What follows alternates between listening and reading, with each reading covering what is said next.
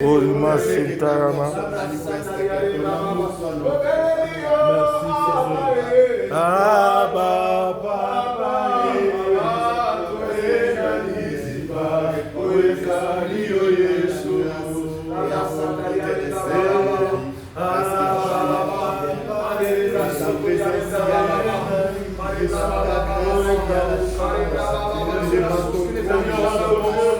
Tu es la source qui n'est pas Seigneur. Tu es la source, Dieu. Tu es la source qui n'est pas la source qui nous communique la vraie vie. Seigneur, oui, Père, cette source qui, auprès de laquelle tu es compté, près d'elle, Seigneur Jésus, le porte toujours, Seigneur, le fruit, et son feuillage est toujours vert. Voilà pourquoi, cher Saint-Esprit, en ce moment, nous sommes venus vers toi, le Seigneur. La source est toi, Seigneur, notre Père. La source est toi, Dieu. Comblez-nous de ta grâce, manifeste-toi parce que tu es Dieu. Mon côté, à mon côté, à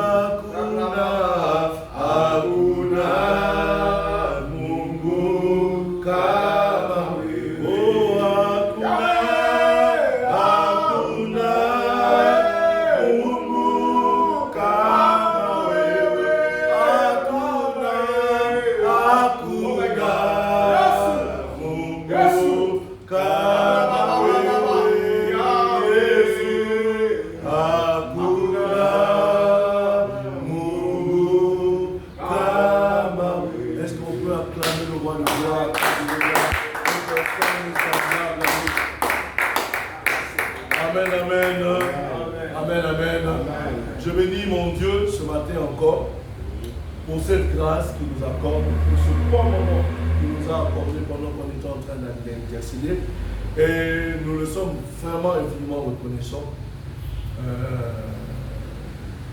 La déontologie l'oblige et le respect pour les autorités l'oblige. Nous remercions aussi encore ce matin le pasteur qui a permis que ces assises puissent avoir lieu.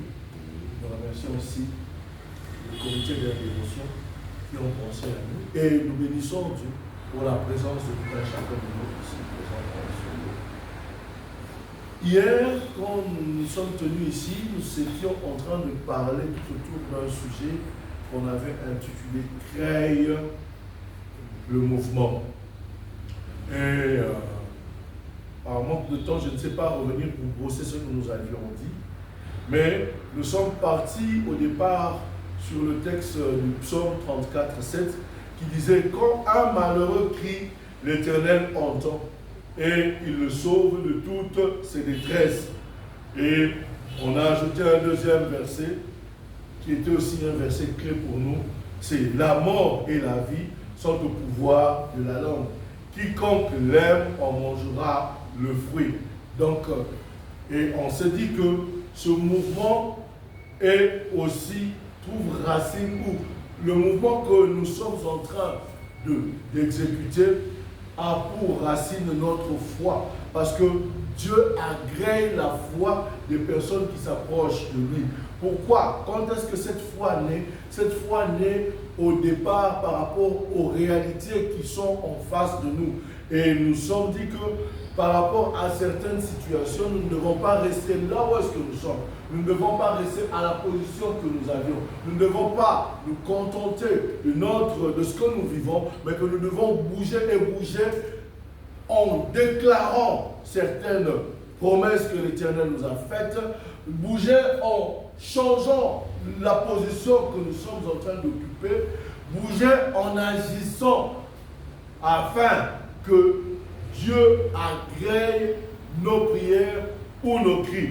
Et nous sommes, ce matin, je continue un peu tout ce que nous avions eu à dire hier, quand même qu'on avait présenté trois formes de mouvement, le mouvement divin, le mouvement du peuple qui était l'exode, et nous allons parler aussi du mouvement intérieur par rapport à nous-mêmes, que nous devons croître, nous devons nous répandre afin que nous puissions porter des fruits. Parce que longtemps que l'enfant est enfant, il n'entrera pas en possession de son héritage. Il faut qu'il devienne fils afin qu'il puisse acquérir ce que Dieu a prévu pour lui. Amen, amen. Amen. Le mouvement est donc bien plus qu'un simple déplacement physique. C'est une réalité spirituelle qui se manifeste à tous les niveaux de l'expérience chrétienne. Vraiment. Créer le mouvement bien-aimé est l'ennemi qui injustement vous tient en otage ou retient abusivement ce qui vous revient. Votre héritage prendra peur. Il prendra peur, pourquoi? Parce que vous êtes en train de bouger. C'est certainement ce que vous voulez nous faire, c'est certainement ce que vous voulez nous faire comprendre de l'apôtre Jacques. Dans Jacques 4, 7, il dit ceci: soumettez-vous donc à Dieu, résistez au diable et il fuira loin de vous. Oui, il fuira loin de vous quand vous créez un mouvement. Savez-vous que parfois Dieu lui-même ne cède à nos demandes que lorsque nous créons le mouvement? Dieu cède à nos prières quand nous créons un mouvement, quand nous agissons. Dieu cède. Par exemple, Jésus était sur le point de passer et de s'en aller vers... Il sortait de Jéricho et à ce moment, Bartimée s'est mis à crier. Pourquoi Bartimée a crié? Parce qu'il a entendu dire que Jésus était à Jéricho et qu'il était en train de sortir. Bartimée, il s'est déployé, il a crié. Il n'a pas voulu rester là où est-ce qu'il était. Et pendant ce temps-là, Luc nous dit que les religieux présents le reprenaient. Ils le reprenaient pourquoi? Parce qu'ils reprochaient son ton audacieux et peu respectueux des normes. Tu vois seulement quelqu'un passer dans tu commences à crier: frère Didier! Oh, hey! Les religieux, les pharisiens, tout ce monde-là, quand même qu'ils ne semblaient ne pas croire à Jésus, mais ils ont réprimandé parce que je me rends compte qu'en ce moment, ils savaient qui était Jésus. Ils ont réprimandé. Mais comment est-ce que tu peux crier comme ça? Bartimée a vu Jésus sortir de Jéricho. Il n'a pas vu son état. Il a commencé à crier: Fils de David, aie pitié de moi. Bartimée sentit pourtant que c'était le moment où jamais, donc c'était le moment où jamais qu'il puisse crier et passer outre. Il décupla ses forces de crier. Il a crié à tue-tête jusqu'il obtient sa guérison. Il a crié jusqu'à ce qu'il a pu obtenir sa guérison. Parce que Jésus s'était arrêté. Parce que Jésus s'était retourné. Et parce que Jésus avait répondu au cri que Bartimée était en train d'émettre. Et à ce moment-là, à partir de ce jour-là, les théologiens reconnurent que crier pouvait figurer dans la liste des limites de prière. Ils se sont rendus compte que même quand tu cries, c'est une forme de prière que Dieu peut exaucer. Amen. Amen. Voilà pourquoi on dit: quand le malheureux crie, l'Éternel entend. Amen. Amen. Frère, Jéricho, on peut aussi dire que, de par sa signification, c'était le lieu de parfum. C'était là où est-ce que les gens allaient acheter beaucoup des arômes, beaucoup de produits. C'était une ville commerciale. Et j'ai compris pourquoi, dans l'histoire de cet homme qui descendait vers Jéricho, pourquoi on l'avait tabassé. C'est parce qu'on savait qu'il avait de l'argent, il allait acheter de la marchandise pour sortir avec. Et vous devez aussi savoir, quand quelqu'un va faire ses affaires, quand il sort, il est fatigué. Il a fait tout ce qu'il devait faire. Quand tu sors par exemple, quand tu sors du ZAN, tu as tes bagages, tes charges, tu es en train de partir, tu rentres chez toi. Jésus est en train de sortir de Jéricho. Peut-être, je peux me dire qu'il est allé faire ce qu'il avait fait. Peut-être qu'ils étaient allés chercher l'approvisionnement ou chercher je ne sais pas quoi. Ils sortaient, ils étaient fatigués. Mais cet homme de Bartimée ne s'est pas contenté de voir cette fatigue. Bartimée a su que la solution à son problème était en Jésus. Voilà pourquoi il a crié. Frère, par moment, il faut outrepasser les normes que les gens ont placées. Parce que si tu gardes seulement les normes que les gens ont placées, tu risques de passer à côté de ta bénédiction. Et crier, c'est pas seulement crier, mais c'est poser un acte de foi. Parce que Bartimée a entendu qui était Jésus. Il a entendu, il a pris vent de qui était Jésus. Et il a dit, si cet homme passe ici, c'est fini pour moi. Voilà pourquoi il s'est mis à crier à tue-tête. Mais nous, des fois, quand on est dans la présence de Dieu, on vient avec nos problèmes et on sort tel qu'on est venu. Ce qui n'est pas normal. C'est pas normal. L'église est appelée maison de prière. C'est là où est-ce que Dieu, nous venons pour parler à Dieu. C'est là où est-ce que nous venons. Et là, par moment, quand tu parles à quelqu'un, tu vois que la personne n'entend pas. Ganga, crie. Crie à ton Dieu. Il est là. Et ce fait de crier, ce fait de bouger, ce fait de te lever, crier. Parce que je ne pense pas que Bartimée était resté assis. Non. Je pense que Bartimée s'est levé pour crier. Parce qu'il y avait un grand nombre de personnes. Quand Jésus passait, c'était tout un cortège de gens qui le suivaient. Bartimée s'est levé et il a crié. Il a crié, fils de David, fils de David. Mais nous, par moments, nous traversons des moments compliqués. Mais nous gardons toujours la position, nous gardons toujours la stature qui est la nôtre. Nous croyons que quand on nous parle, on nous enseigne, comme je l'avais dit hier, qu'il suffit seulement d'écouter ce qu'on nous dit pour que les choses changent. Non, on doit poser des actes de foi. On doit saisir cette parole et l'utiliser à bon escient pour que la situation qui est la nôtre change. C'est ça créer un mouvement. Ce n'est pas seulement écouter, mais c'est poser aussi un acte. Amen. Un acte de foi qui va changer les rangs et qui va changer notre situation. Oui, bien-aimé, Bartimée, c'était le fils de Timée. Et Timée, de par sa signification, voulait dire, ça voulait dire un homme hautement estimé. Donc quelqu'un de grande estime. Et Bartimée, c'est le fils de celui qui est hautement estimé. Mais dans cette condition-là, aveugle, mendiant par surpoids. Non. Il devait changer sa position. Il devait faire que ce nom par lequel Dieu l'appelle soit manifeste de tout. Voilà pourquoi il a crié.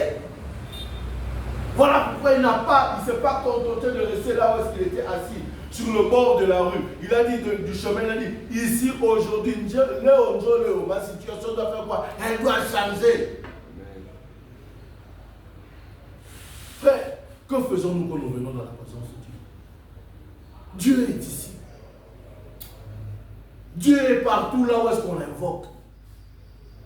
Il est là prêt à répondre à nos prières. Il est là prêt à répondre à nos attentes. Mais que faisions-nous?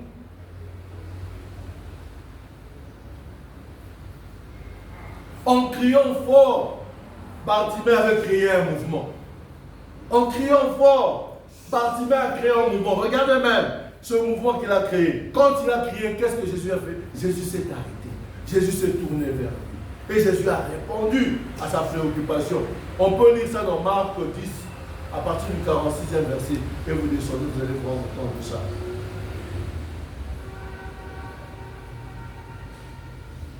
Après tout, si Jésus était si proche, pourquoi devait-il rester aveugle une minute de plus? Si Jésus est ici, pourquoi ta situation doit toujours rester telle qu'elle est? Si Jésus est maintenant ici et que tu crois qu'il est là, pourquoi ta situation ne peut pas changer? Si elle ne change pas, c'est parce que tu ne crées pas le mouvement qu'attend Dieu de toi. Souvent, on vient à l'église par formalité. On vient simplement. Bon, non. Et puis, aujourd'hui, la parole de Dieu, c'est devenu comme une belle mélodie que nos oreilles se contentent juste d'entendre. Mais en réalité, ce sont des battes que Dieu nous donne pour qu'on puisse les utiliser afin de voir un changement dans notre vie. Mais nous, on se contente seulement, atteignez bien, allons bien. Non, ne nous contentons pas de ça. Prenons ces choses, utilisons-les dans notre vie. Et nous allons voir que nos vies vont changer, bien aimé. Si tu viens aujourd'hui au Méké Simité, ne te décourage pas. Demain encore est un jour. Force encore. Peut-être qu'il y a quelque chose que tu n'as pas encore bien compris. Force encore, crie encore plus fort. Crie encore plus fort et tu verras Dieu agir.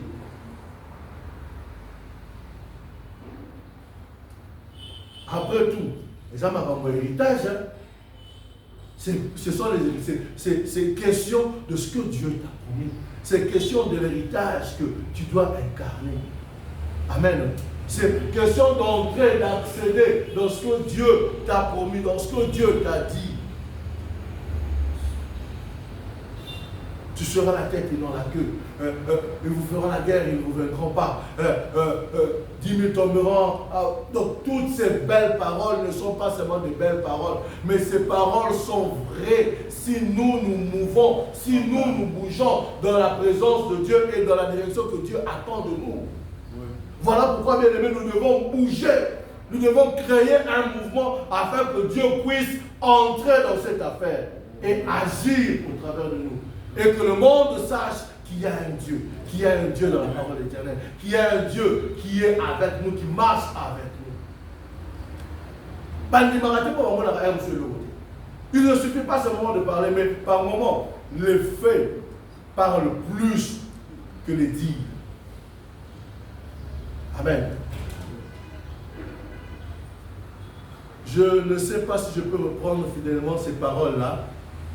Dis-moi que tu as la foi, moi je te montrerai ma foi par les œuvres que je suis en train de manifester. Créez ce mouvement, bien-aimé.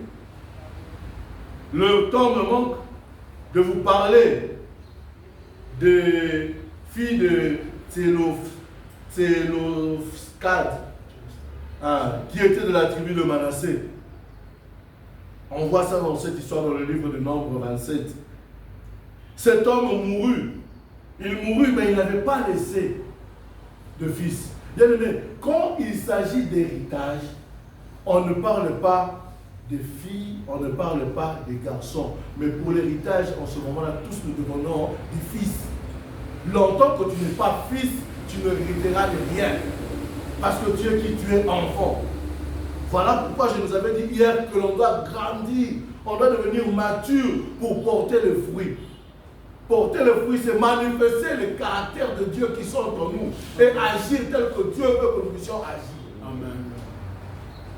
Oui, bien-aimés, ces filles-là, elles étaient au nombre de 5.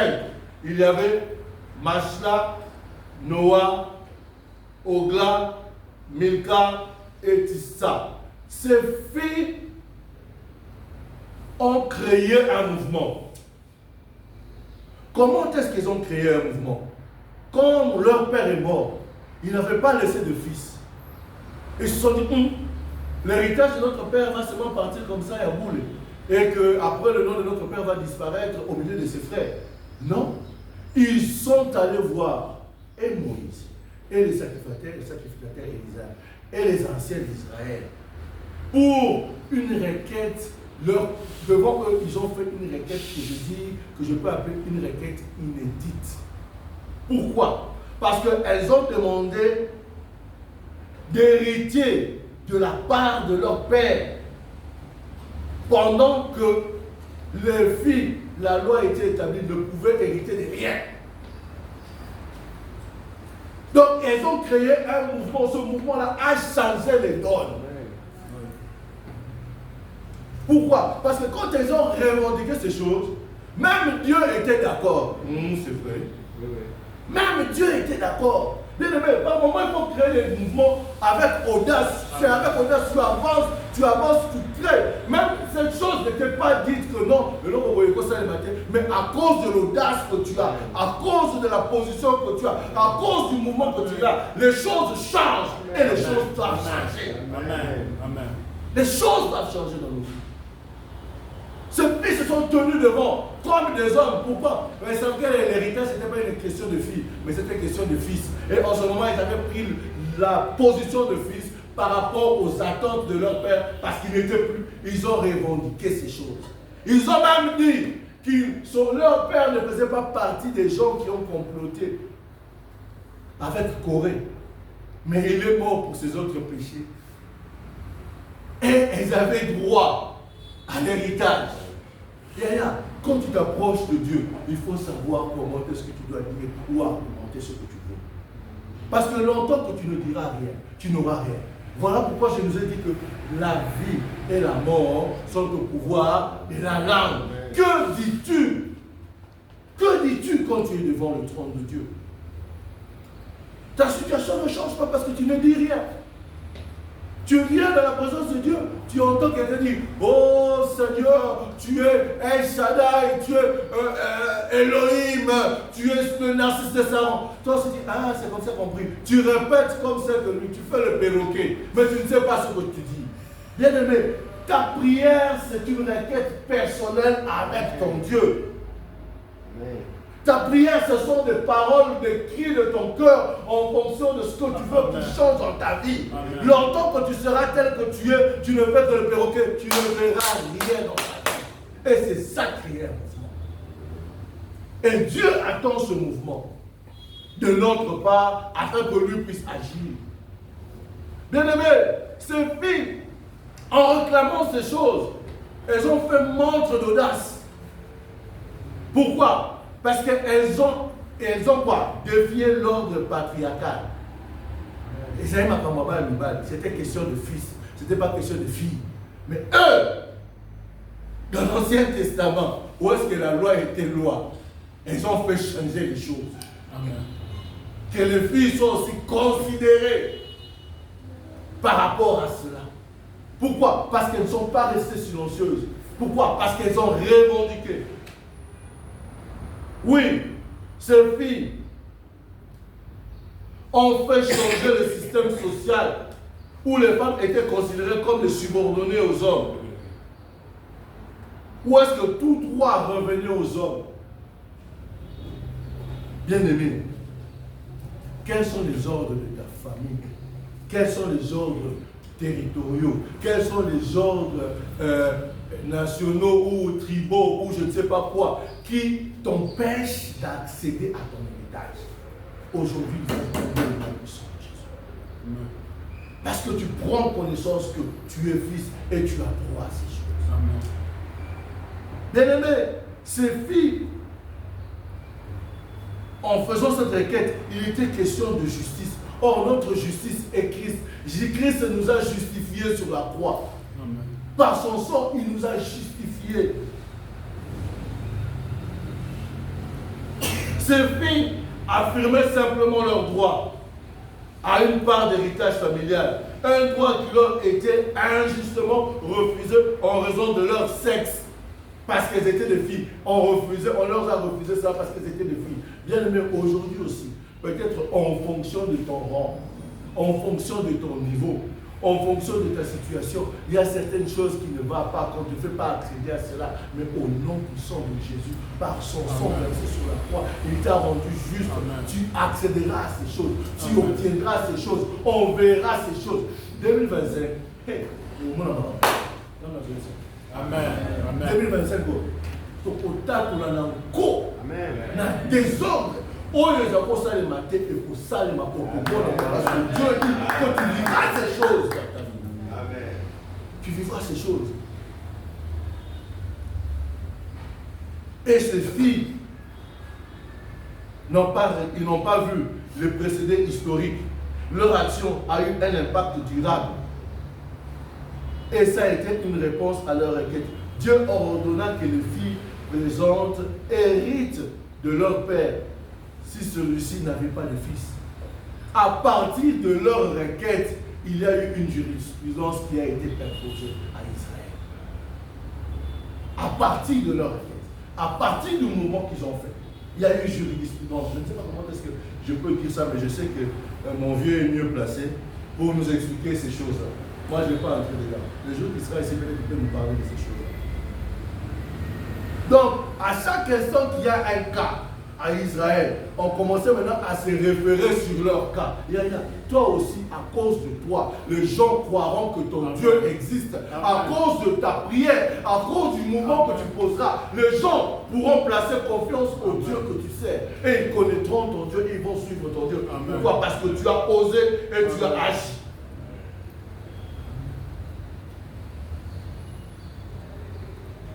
Si comme maintenant vous avez le privilège de marcher avec Jésus, pourquoi ne pas vous arrêter comme le patriarche Abraham pour poser franchement votre problème à celui qui est votre Seigneur?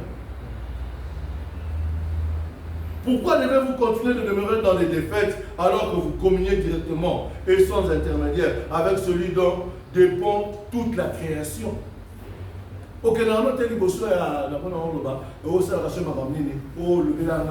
Non, nous avons un avocat auprès du Père. Amen. Nous avons un avocat auprès du Père. Et cet avocat continue à plaider pour nous. Mais Yaya, où sont nos requêtes devant son trône? Où sont nos requêtes pour qu'un mouvement soit fait? Où sont nos requêtes?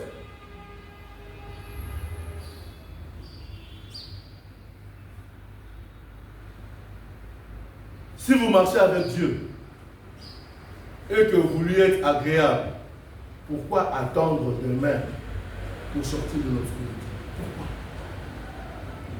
Pourquoi attendre demain pour sortir de l'obscurité? Pendant que Dieu veut agir maintenant. À cette femme, comment? Comme moi, nous le bien là. À cette femme-là, il lui dit, ta foi t'a sauvé. Ta foi t'a sauvé. Pourquoi? Parce qu'elle a revendiqué. Même les miettes, les enfants, même les miettes, les chiens peuvent jouir même des miettes. Elle a dit même les miettes. Yaya, vous savez, vous avez une miette qui est en ah, miette en zang. Et ça, miette, on dirait à président de la République, à côté de ceux qui ont mis dans la poche à boire. Miette, oyo, yanzang. Voilà pourquoi Jésus a dit à cause de ta foi. Donc ta foi t'a sauvé.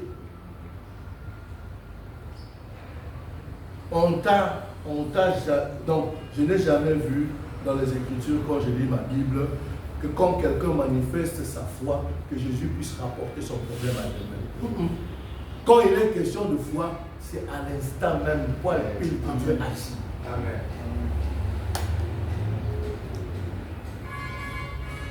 La foi est ce bouton qui actionne la main de Dieu dans notre vie et qui pousse à Dieu d'agir. Créez le mouvement, bien-aimé. Aujourd'hui, sortons de la religion, du conformisme que nous-mêmes nous sommes créés. Pour avoir ça, il faut seulement que je fasse ça. Non! Voilà pourquoi le Saint-Esprit est en train de mouvoir au-dedans de nous. Voilà pourquoi nous devons toujours être en contact avec le Saint-Esprit, afin de percevoir ou de comprendre ce que Dieu attend de nous.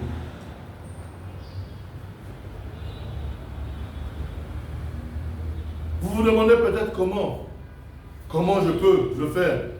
Ne rentrez pas par exemple à la maison aujourd'hui comme d'habitude, après ce moment. Ne rentrez pas comme vous, ne sortez pas d'ici comme d'habitude. Agrippez-vous à la robe du Seigneur jusqu'à ce qu'il dise quelque chose pour vous. Créez le mouvement et Dieu remarquera votre audace. Il aime la foi. Et je peux vous assurer qu'il ne va pas rester indifférent quand tu manifestes. Il n'attend que ça. Que vous manifestez votre confiance en lui, en vous soumettant totalement à lui. Il n'attend que ça. Quand le malheureux crie, l'Éternel entend et il sauve de toute sa détresse. C'est ce que j'ai dit. De nombreux aînés nous ont précédés sur la montagne de la foi, de nombreux aînés. Ils ont créé le mouvement devant Dieu et ils ont reçu un témoignage favorable. Anne fut mère du juge Samuel, qu'il revendiqua à Dieu un enfant, à point qu'on dira d'elle qu'elle était ivre. Pour mon dimension. Ézéchiel, roi d'Israël, qui, voyant sa vie être limitée, il versa des abondantes larmes devant Dieu, au point que celui-ci change sa décision de le reprendre, parce qu'il devait déjà partir. Le centurion romain, dont le serviteur était malade, et qui insistera, à point que Jésus en personne lui voit son admiration, qu'il n'a jamais vu pareille foi en Israël. Abraham, notre père, qui voulait un fils et qui finit par rappeler à Dieu qu'il était en train de mourir sans laisser un héritier. Si ce n'est le fils de son esclave qui devait hériter de tout ce qu'il avait. Toutes ces personnes ont créé un mouvement. Que dire encore? Isaac, qui posa la question à son père, où est l'agneau? Pendant que le père voulait offrir un sacrifice, il pose la question, où est l'agneau? Quand même qu'il est allé, mais Dieu aussi a entendu la prière du petit. Quand même qu'il a voulu voir l'obéissance du père. Et Dieu a pourvu sur la montagne, en présentant un béni. Mon Dieu pourvoira pour toi. Amen. Mon Dieu, je ne connais pas ton problème ce matin. Je ne sais pas ce que tu traverses. Mais je sais simplement une seule chose. Que mon Dieu pourvoira à ton problème ce matin. Amen. Ces hommes et femmes dont nous est parvenu les témoignages ont en commun d'avoir créé le mouvement et ont ébranlé le cœur d'amour du Père qui est notre Dieu. Même Moïse, pour épargner aux Israélites la colère de Dieu, créa le mouvement et posa l'audace jusqu'à lui demander de se repentir. Moïse a demandé à Dieu de se repentir. Le temps me manque pour vous lire cette histoire dans Exode 32, du 11e verset au 14e verset. Quand vous lirez, vous allez voir, il dira, mais qui diront ces peuples? Que diront ces peuples? Tu les as amenés ici pour les tuer, jusqu'à tel point que Dieu va se repentir de plus tuer Israël. Pourquoi? Il a posé un acte de foi. Il a créé un mouvement.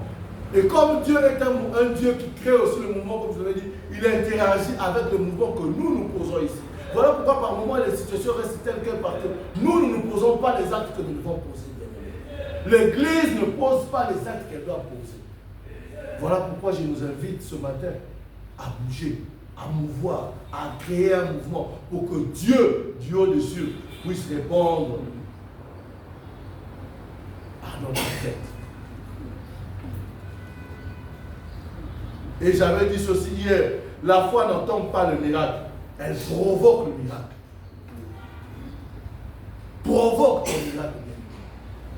Tu veux voir Dieu, c'est à toi de provoquer ce miracle.